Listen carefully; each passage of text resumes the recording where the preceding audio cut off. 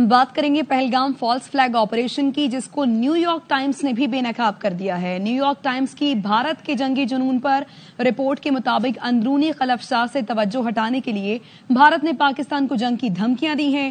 Pahalgam false flag operation کے فوراً بعد بھارت نے پاکستان پر الزام لگا دیا۔ مودی نے پاکستان کے خلاف اقدامات میں تعاون کے لیے درجنوں ملکی سربراہان سے رابطہ کیا۔ بھارت کشیدگی کم کرنے کے بجائے پاکستان کے خلاف فوجی کارروائی کا جواز تیار کر رہا ہے۔ مودی نے پاکستان پر دہشت گردوں کی حمایت کا الزام لگایا اور شدید رد عمل کی بھی دھمکی دی۔ بھارتی وزارت خارجہ میں سفارتکاروں کو بریفنگ دی گئی، جس میں بھارت کو نشانہ بنانے والوں کی حمایت کرنے پر پاکستان کو مورد الزام ٹھہرایا۔ مودی سرکار نے پہلگام واقعے پر اب تک پاکستان کے خلاف عوامی ثبوت پیش نہ کیا۔ دیگر ریاستوں نے بھارت سے ٹھوس شواہد پیش کرنے کا مطالبہ کیا۔ بھارت نے سفارتی تعلقات محدود کر کے عملے کو ملک بدر اور ویزے منسوخ کیے۔ بھارتی حکومت نے کشمیریوں کے خلاف کریک ڈاؤن تیز کیا۔ مقبوضہ کشمیر میں انسانی حقوق کی خلاف ورزیاں بڑھ گئیں۔ بھارت میں مسلم مخالف جذبات بھی شدت اختیار کر چکے ہیں۔ کشمیری طلبہ کو ہراساں کرنے کے ساتھ بے دخل بھی کیا جا رہا ہے۔ اسی ساری سچویشن پر بات کرتے ہیں، ہمارے ساتھ موجود ہیں بریگیڈیئر ریٹائرڈ وقار حسن صاحب۔ سر، بہت شکریہ ایئر بائک کو وقت دینے کے لیے۔ پہلگام فالس فلیگ آپریشن پر بھارت اب تک الزام تراشیوں اور دھمکیوں سے آگے نہیں بڑھ سکا ہے۔ ایون نیو یارک ٹائمز کی بات کی جائے تو اس نے بھی اپنی رپورٹ میں کہا ہے کہ بھارت نے سفارتکاروں کو بریفنگ بھی دی ہے، مگر کوئی ٹھوس ثبوت سامنے نہیں لا سکا۔ تو کیا بھارت پہلگام ڈرامہ رچا کر اپنے جال میں خود پھنس گیا؟ جی، مجھے لگ رہا ہے کیونکہ یہ پھسپھسا سا جو بیانیہ تھا، آئی تھنک 2005 سے چل رہا تھا، وار آن ٹیرر امریکہ نے کی، اس کے بعد بھارت اس کو پک اپ کیا، ممبئی اٹیکس کا فالس، پھر ایک سیریز ہے اور کسی حد تک شروع میں یہ کامیاب رہے، لیکن ابھی آئی تھنک دنیا تنگ آ چکی ہے، بیکاز دنیا کو اور بھی کام ہے۔ دوسرا یہ کہ وداؤٹ اینی پروف، آپ کو پتا ہوگا کہ 24 گھنٹے میں کیا ودن آورز جو ہے انہوں نے الزام لگایا، اور 24 گھنٹے بعد ایک بہت بڑا آپ کہتے ہیں پرانا معاہدہ جو بلکہ ٹریٹی اس کو ہیلڈ ان بیس کیا، تو صاف ظاہر ہے کہ آپ کو پتا چلا سرکمسٹانشل ایویڈنس ہے کہ یہ سارا ایک ڈرامہ تھا۔ باقی رہا پاکستان پہ پریشر کا، آئی تھنک ابھی چائنیز فارن منسٹر کے ساتھ بھی بات ہوئی، ہمارے ڈپٹی پرائم منسٹر اور فارن منسٹر کی۔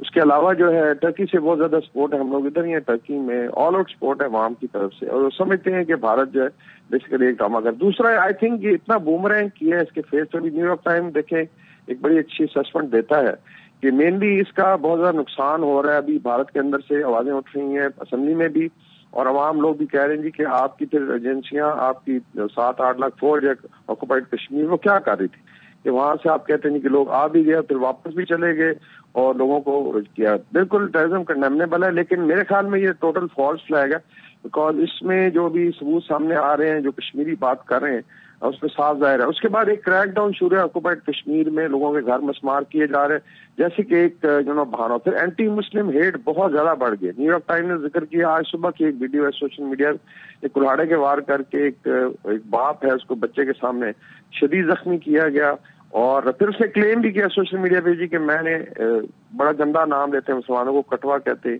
یہ کٹوے 2 کاٹ دیے، اور بچہ جو ہے اس کے سامنے باپ کو آلموسٹ بڑے کرٹیکل ہے۔ اور یہ ابھی لنچنگ کی خبریں، کشمیری اسٹوڈنٹس کی ہراسمنٹ ڈیلی ہو رہی ہے آل اکراس انڈیا۔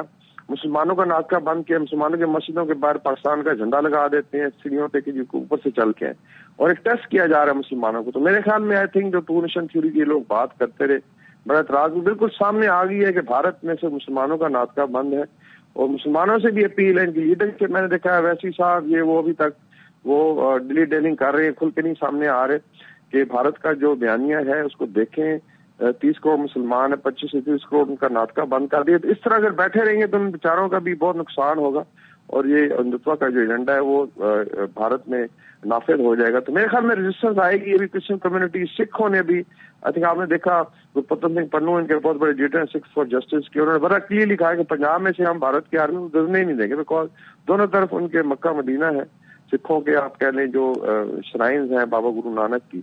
کشمیر میں بہت زیادہ ریزینٹمنٹ ہو گئی ہے، لوگوں کو آہستہ سے سمجھ آ رہا ہے، ساؤتھ انڈیا سے آوازیں آ رہی ہیں، نارتھ ایسٹ سے۔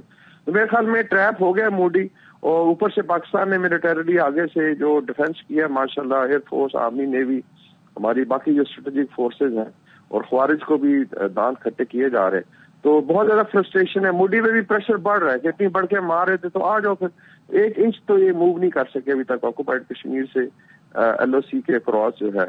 باقی رہا انڈس واٹر ٹریٹی کا، انشاءاللہ پاکستان اپنا ڈیفینس کرے گا ایک ایک قطرے کا، جس میں بلاول صاحب نے بھی کہا کہ اگر پھر یہ پانی نہیں بہتا تو اس میں خدا نہ خاصا پھر خون بہے گا، اور یہ ان کو سمجھنا چاہیے یہ پاکستان کے سروائیول کا مسئلہ ہے 25 کروڑ عوام کا. تو میرے خیال میں ابھی دنیا بھی ریئلائز کر رہی ہے کہ یہ بھونڈے مذاق ہیں. افسوسناک چیز یہ ہے کہ مودی یہ ریئلائز نہیں کرتا کہ ان ڈراموں سے ساؤتھ ایشیا کا پورا امن جو خطرے میں پڑ جاتا ہے ہر دفعہ، اور میرے خیال میں اس کو ابھی اسٹیپ ڈاؤن کرنے کی ضرورت ہے کہ جا کے امرناتھ یاترا کرے، ادھر جا کے کیز میں جا کے آخری دن گزارے.